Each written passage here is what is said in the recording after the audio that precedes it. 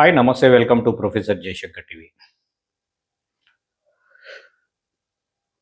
ఇప్పుడు కొత్తగా నడుస్తున్న టాపిక్ ఏంటంటే అమెరికాలో భారతీయులకు గడ్డు పరిస్థితి అని చెప్పి ఎప్పుడైతే ట్రంప్ ప్రమాణ స్వీకారం చేసిండో అప్పటి నుంచి కొత్తగా ఈ న్యూస్ అనేది ట్రెండ్ అవుతున్నది. అందులో నిజాలు ఎంతో తెలుసుకోవడానికే నాకు తెలిసినంత వరకు నేను సమాచారాన్ని మీతో పంచుకుంటున్నాను. ఒక విధంగా చెప్పాలంటే ట్రంప్ శకం మొదలైందని చెప్పుకోవాలి. ఎందుకు అనంటే మొదటి నుండి కూడా ఎలక్షన్ ప్రచారంలో కానీ ట్రంప్ గెలిచిన తర్వాత కానీ నా మొదటి ఆర్డినెన్స్ అక్రమ వలసదారులను అమెరికా నుంచి పంపించడమే అని చెప్పి ఫస్ట్ నుంచి ట్రంప్ చెప్తూ వస్తున్నాడు. అలాగే ట్రంప్ ప్రమాణ స్వీకారం చేయగానే ఆల్మోస్ట్ ఒక 200 సంతకాలు చేసినట్టు తెలుస్తుంది. 200 సంతకాల ఆర్డినెన్స్లు తీసుకొచ్చినట్టు తెలుస్తుంది. అందులో మెయిన్ ఎఫెక్టెడ్ భారతీయులకు ఎఫెక్ట్ అయ్యేది బర్త్ టు సిటిజన్. ఇది ఏదైతే ఉందో చాలామంది భారతీయులకు ఎఫెక్ట్ అయ్యే ఛాన్స్ ఉందని చెప్పేసి చాలామంది నిపుణులు చెప్తున్నారు. అసలు ఈ బర్త్ టు సిటిజన్ ఏంది? బర్త్ టు సిటిజన్ అనేది ఇండియా నుండి H1B వీసా కానీ, F1 వీసా కానీ, J వీసా కానీ, L వీసా కానీ ఇట్లాంటి చాలామంది భారతీయులు అమెరికాలో ఉన్నారు. ఆన్ యావరేజ్ 50 లక్షల మంది భారతీయులు అమెరికాలో స్థిరపడినట్టు తెలుస్తుంది. అందులో 3వ వంతు వారికి ఏదైతే ఈ ఆర్డినెన్స్ ట్రంప్ తీసుకొచ్చిండో 1/3 పీపుల్కి ఎఫెక్ట్ అయ్యే ఛాన్స్ ఉందని చెప్పి తెలుస్తుంది. అసలు ఏదైతే బర్త్ టు రైట్ సిటిజన్షిప్ ఏదైతే ఉందో ఇది ఎన్ని దేశాలు ఇస్తున్నాయి? అసలు నాకు తెలిసినంత వరకైతే ఓన్లీ యుఎస్ అండ్ కెనడా మాత్రమే ఆ దేశంలో పుట్టిన పౌరులకు సిటిజన్షిప్స్ ఇస్తున్నాయి. మరి ఏ దేశం కూడా ఇట్లాంటి అవకాశాలు కల్పించటం లేదు. రెండోది, అసలు ఇప్పుడు ఈ ట్రంప్ ఇది ఎందుకు తీసుకొచ్చిండు? ఎందుకు అనంటే అమెరికా పౌరుల అస్తిత్వాన్ని, అమెరికా పౌరులకు జరుగుతున్న అన్యాయానికి దీటుగా చాలామంది అక్రమ వలసదారులు అక్రమ మార్గాన వచ్చి అమెరికాలో స్థిరపడుతున్నారని చెప్పేసి ఈ ఆర్డినెన్స్ తీసుకురావడం జరుగుతుంది. అసలు ఈ ఆర్డినెన్స్ కార్యరూపణ జరిగే ఛాన్స్ ఉందా అని అనుకుంటే, ఈయన ఏ రోజైతే ఆర్డినెన్స్ మీద సైన్ చేసిండో ఇది వచ్చే నెల ఫిబ్రవరి 19th తర్వాత నుంచి అప్లికేబుల్ అవుతుందని చెప్పినాడు. అది చెప్పిన వితిన్ 1 డేలోనే 22 స్టేట్లు, అంటే అమెరికాలో ఉన్న 50 స్టేట్లల్లో 22 స్టేట్లు దీనికి అగేనెస్ట్గా సుప్రీంకోర్టుకి వెళ్ళింది. అసలు ఇది కార్యరూపం దాల్చాలంటే ఏం చేయాలి? ట్రంప్ ఏదైతే 14th అమెండ్మెంట్ ఉందో 92 ఒకప్పుడు 14th రాజ్యాంగ సవరణ చేసి అమెరికాలో జన్మించిన పౌరులకు అక్కడ సిటిజన్షిప్ పౌరసత్వం ఇవ్వాలని చెప్పి ఏదైతే 14th అమెండ్మెంట్ తీసుకొచ్చిండ్రో అదే ఇప్పటి వరకు కంటిన్యూ వస్తుంది.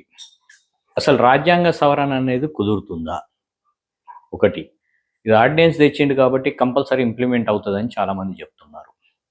కానీ అక్కడ ఉన్న కోర్ట్స్, ఫెడరల్ కోర్ట్స్లలో కేసులు వేశారు కాబట్టి ఏది కానీ ఇప్పటివరకు కోర్ట్స్ మీద డిపెండ్ అయి ఉంటుంది. సుప్రీంకోర్టులో మెయిన్గా దీని గురించి ఏం తీర్పు వస్తుంది అని చెప్పేసి వేచి చూడాల్సిందే.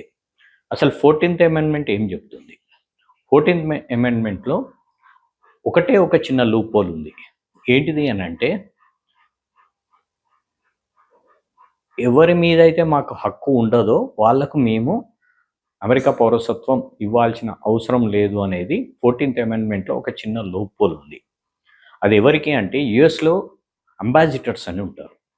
వీళ్ళకి ఏంది అని అంటే వీళ్ళు ప్రెసిడెంట్కి కానీ వీళ్ళకి ఎవరికి కానీ వీళ్ళ మీద అథారిటీస్ ఉండవు. కాబట్టి అదే లూప్ హోల్ను ఇవాళ ట్రంప్ పెట్టుకొని వీళ్ళు ఎవరైతే H1B మీద L మీద F1 మీద వస్తారో వీళ్ళకు మా మీద ఎటువంటి అధికారాలు లేదు కాబట్టి వీళ్ళకు మరి వీళ్ళకు పుట్టిన వాళ్ళకు మేము సిటిజన్షిప్ ఇవ్వాల్సిన అవసరం లేదు అనేది ట్రంప్ వాదన. ఎట్లాగో కోర్టులో ఆల్మోస్ట్ 22 స్టేట్స్ వాళ్ళు కోర్టులో కేసులు ఫైల్ చేశారు కాబట్టి మనం సుప్రీంకోర్టు ఏదైతే ఆర్డర్ ఇస్తుందో అప్పటి వరకు వేచి ఉండాల్సిందే. కానీ ఇండియన్స్ మాత్రం నాకు తెలిసినంత వరకు ఈ ఆర్డినెన్స్తోనే అంతగా భయపడాల్సినంత అవసరం అయితే లేదు. ఎందుకంటే హాఫ్ ఆఫ్ ది స్టేట్స్ దీనికి అపోజ్ చేస్తున్నాయి కాబట్టి. సుప్రీంకోర్టు న్యాయపరంగా దీనికి స్టే ఇస్తుందా, ఈ ఆర్డినెన్స్ని క్యాన్సిల్ చేస్తుందా, మనం వేచి చూడాల్సిందే. అసలు ట్రంప్ ఇలా ఎందుకు చేస్తుండు? అంత అవసరం ఏంది? రిక్వైర్మెంట్ ఏంది? ఇవాళ అక్కడ ఉన్న తల్లిదండ్రులు అసలు యుఎస్కి ఇండియా నుంచి ఎందుకు వెళ్తున్నారు? వాళ్ళకు ఒకప్పుడు 2-3 ఇయర్స్కే గ్రీన్ కార్డ్ వచ్చేది, కానీ ఇప్పుడు 20 ఏళ్ళు వెయిట్ చేసినా కూడా గ్రీన్ కార్డ్ రావడం లేదు. అట్లీస్ట్ వాళ్ళ పిల్లలకన్నా చెప్పి సిటిజన్షిప్ వస్తే వాళ్ళ లైఫ్ అన్న బాగుంటుందన్న ఉద్దేశంతో ఇండియా నుండి వాళ్ళకు సిటిజన్షిప్ వచ్చినా రాకున్నా అక్కడ వర్క్ చేస్తూ కొన్ని ఏళ్ళ నుంచి వెయిట్ చేస్తున్నారు. రేపు పిల్లలకు సిటిజన్షిప్ ఇవ్వకుంటే వాళ్ళు 20 ఇయర్స్ 21 ఇయర్స్ డిపెండెంట్ కాబట్టి 21 ఇయర్స్ వరకు పేరెంట్స్ దగ్గర పెరిగి తర్వాత 21 ఇయర్స్ తర్వాత మళ్ళా ఇండియాకి వచ్చి మళ్ళీ F1 స్టూడెంట్ వీసానో ఏదో అప్లై చేసుకొని మళ్ళీ కంట్రీలోకి ఎంటర్ కావాలా? అంటే ఇప్పుడు ఏం చేస్తుండు? తల్లిదండ్రులను ఒక దగ్గర పిల్లలను ఒక దగ్గర చేస్తాడా? కాబట్టి ఏదైతే ట్రంప్ తీసుకున్న నిర్ణయం ఉందో అది ముమ్మాటికి తప్పుడు నిర్ణయం అనేది చెప్పుకోవాలి. ఇప్పటి వరకు జరుగుతున్న ప్రచారాలల్లో ఓకే, ట్రంప్ వల్ల అమెరికన్ల పౌరుల అస్తిత్వాన్ని కోల్పోతున్నారు, వాళ్లకు నిరుద్యోగం పెరిగిపోతుంది కాబట్టి మేము ఇట్లాంటి నిర్ణయం తీసుకుంటున్నామని చెప్తున్నారు. మీ అమెరికాలో ఇప్పటి వరకు ఇండియా నుంచి నిపుణులు వచ్చి పనిచేయడం వల్లనే అమెరికా డెవలప్మెంట్ అనేది జరుగుతుంది. మీరు అన్ని రకాల అప్రూవల్స్ మీ ఎన్ని దగ్గర నుంచి క్లియరెన్స్లు తీసుకున్న తర్వాతనే మేము మీ కంట్రీలోకి అడుగు పెడుతున్నాం. ఇండియన్స్ ఎవరు కూడా అక్రమ మార్గాన అమెరికాలో అడుగు పెట్టడానికి ఛాన్సే లేదు. ఎందుకంటే ఆల్మోస్ట్ మీ దగ్గరికి రావాలి, ఒక జాబ్ హోల్డర్ H1B వీసా మీద పర్సన్ కూడా మీ దగ్గర రావాలంటే నంబర్ ఆఫ్ క్లియరెన్సెస్ అయిన తర్వాతనే మేము అమెరికాలో కాలు పెడుతున్నాం. కాబట్టి ఏదైతే ట్రంప్ తీసుకున్నాడో నిర్ణయం అది ముమ్మాటికి అమల్లోకి రాదు అనే ఆశాభావంతో ఉన్నాము. కోర్టు ద్వారా ఎంతమంది అయితే భారతీయులు ఆల్మోస్ట్ 15 నుంచి 18 లక్షల భారతీయులకు ఎఫెక్ట్ అయ్యే ఛాన్స్ ఉంది కాబట్టి కోర్టు నుంచి న్యాయం జరుగుతుందని చెప్పి భారతీయులందరూ యుఎస్లో ఉన్న భారతీయులందరూ వేచి చూడాల్సి ఉంటుంది. ఇది ఏదో జరిగిపోయింది, భారతీయులకు ఇది ఒక గుదిబండ లెక్క అయిపోయింది, ట్రంప్ నిర్ణయం వల్ల భారతీయులందరూ బాగా కష్టపడుతున్నారు, ఇబ్బందులు పడాల్సి వస్తుంది అని చెప్పి అనుకుంటున్నారు. కానీ మనకు ఒక టాలెంట్ ఉంది కాబట్టి మనం అమెరికాలో కాలు పెట్టినాం, మనకు వర్త్ ఉంది కాబట్టి మనల్ని తీసుకున్నారు. కాబట్టి మనం వర్క్లెస్ పీపుల్ కాదు, మనకు వర్త్ ఉంది కాబట్టి మనం అమెరికాలో మన టాలెంట్ను వాళ్ళు యూజ్ చేసుకుంటున్నారు. కాబట్టి మనం ఎక్కడున్నా బతకగలము. దాని గురించి అమెరికా ఒక్కటే బతుకు అనుకోవడం తప్పు. అదేదో జరిగిపోతుంది అనుకుంటే కూడా తప్పు.